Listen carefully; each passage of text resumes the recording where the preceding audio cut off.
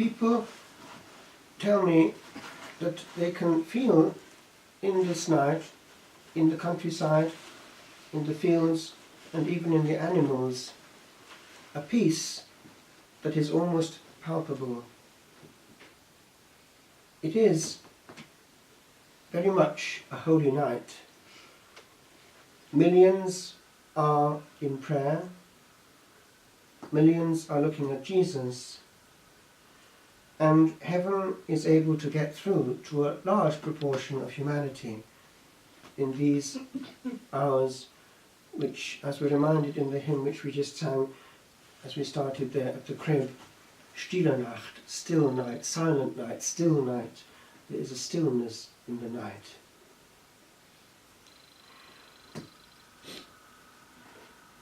It's also the night, the day, in which, along with the 2nd of November, the greatest number of souls is freed from purgatory.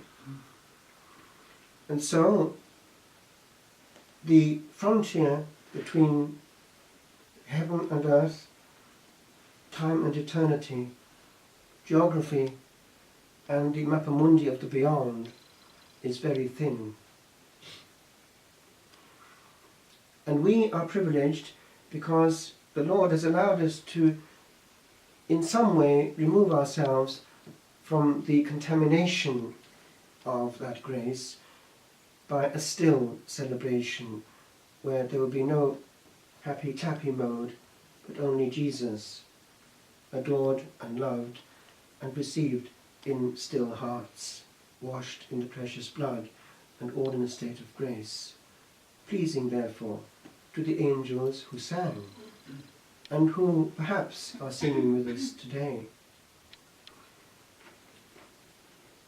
I'll never forget the shock that I had when being given to understand that they had been caught on tape during that celebration of Padre Lagrua in Sicily.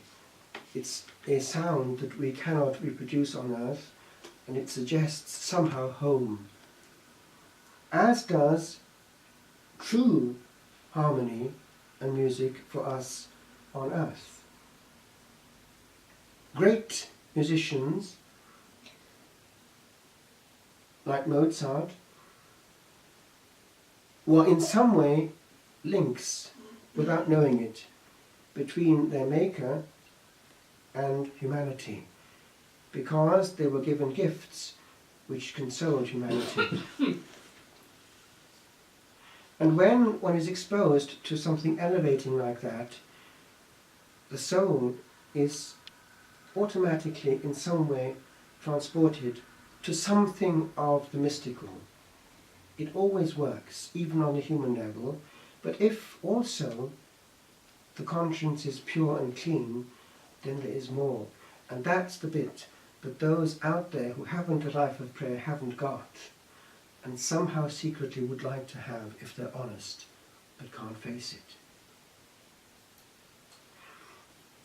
Just while waiting for you to arrive, I happened to be reading something which somebody was present today at the Latin Mass there in the day had left. It was what happened in the context of this centenary year.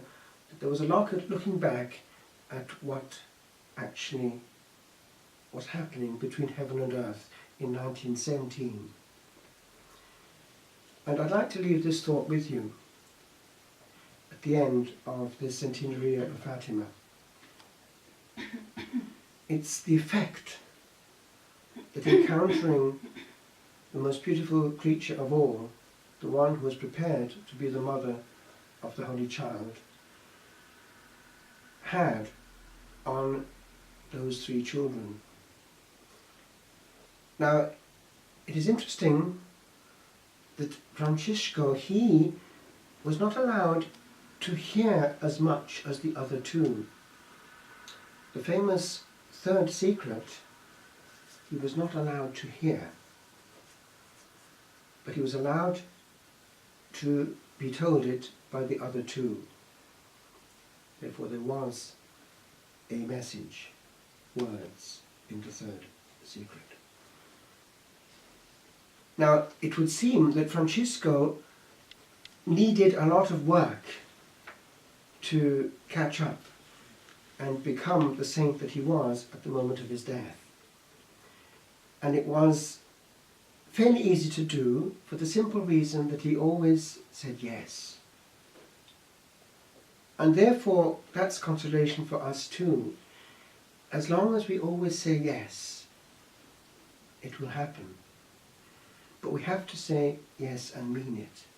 Therefore, not say yes and sort of keep a bit for myself.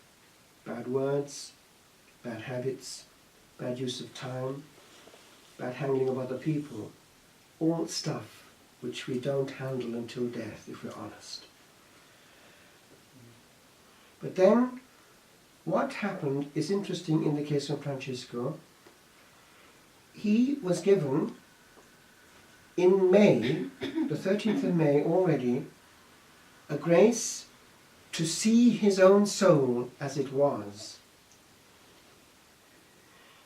and to see in that every other truth, which meant that from that moment onwards, he instinctively withdrew from all that was not useful. He did not waste time. And he had little time to waste, for his life was to be short. And he would calmly drift towards the chapel and stay there. He just knew somehow that that's the best way he could spend the time he had. And also, along with the other two, he became ingenious at inventing sacrifice. Our Lady had asked for that because if we realize what it means to lose one's soul, then we'll do anything and everything to stop others from getting into that mess, which in July they were shown.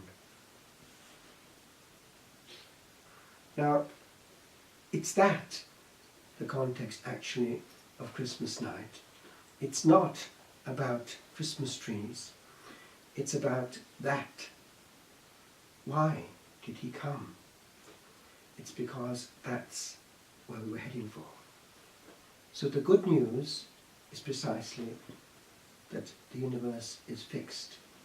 However, and this is the point, we can say no. And it would seem, without being judges, that there's a vast proportion of humankind right now saying no. And if that's the case, what is happening this night as 2 souls per second drifts into the beyond without prayer and grace? It's a frightening thought. But this is the true meaning of Christmas, salvation. And it's not at all,